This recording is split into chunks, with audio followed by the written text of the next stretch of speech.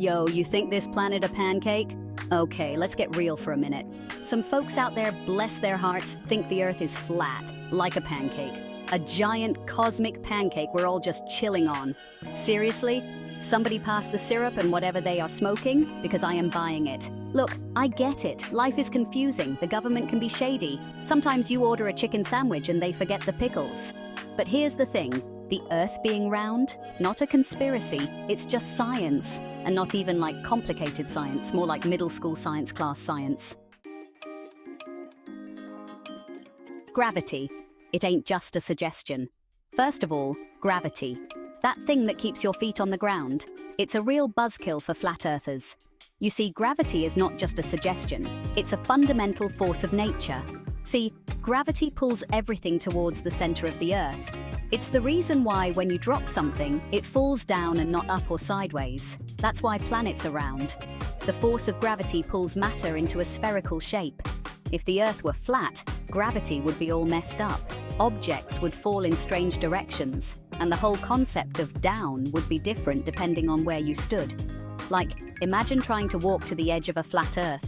You'd be walking uphill the whole way, your legs would be burning, and you'd never actually reach an edge. You'd be walking uphill the whole way. Talk about a workout. And even if you did reach the edge, what then?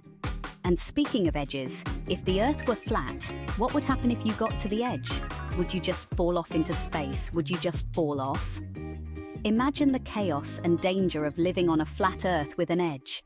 Would there be a giant wall, a barrier to keep people from falling off? A never-ending waterfall into the abyss? The idea is both fascinating and terrifying. I'm starting to think these flat earthers have been watching too many sci-fi movies. Their theories sound like something straight out of a science fiction plot. Ancient homies knew what was up. Now let's talk history. People have known the Earth is round for centuries, like way back in the day. The ancient Greeks figured it out just by looking at the stars and using like basic geometry. No fancy telescopes or spaceships needed. And let's not forget Ferdinand Magellan. His crew sailed around the world back in the 1500s. Didn't fall off the edge, didn't run into a giant ice wall. Just sailed right back to where he started, proving that, surprise, surprise, the Earth is a sphere. Section 4. Science doesn't lie, unless it's about your diet. Science is a wonderful thing, but sometimes it can be a bit confusing, especially when it comes to what we should eat. But wait, there's more. We've got satellites orbiting the Earth, taking pictures from space. These high-tech gadgets are constantly sending us data and images. Guess what shape they show? Yep, round. Every single image confirms it. And not just round, but a slightly squashed sphere because the Earth is a little thicker around the middle. This bulge is due to the planet's rotation. Kind of like me after a holiday buffet. You know, when you just can't resist that extra serving of dessert. And let's not forget about time zones. These are essential for keeping track of time across different regions. You know how it's daytime in one part of the world and nighttime in another? This phenomenon is due to the Earth's rotation. That wouldn't make any sense on a flat Earth. A flat Earth model just can't explain these observations. Unless the sun was like a giant spotlight shining on different parts of the pancake. But that theory falls apart quickly.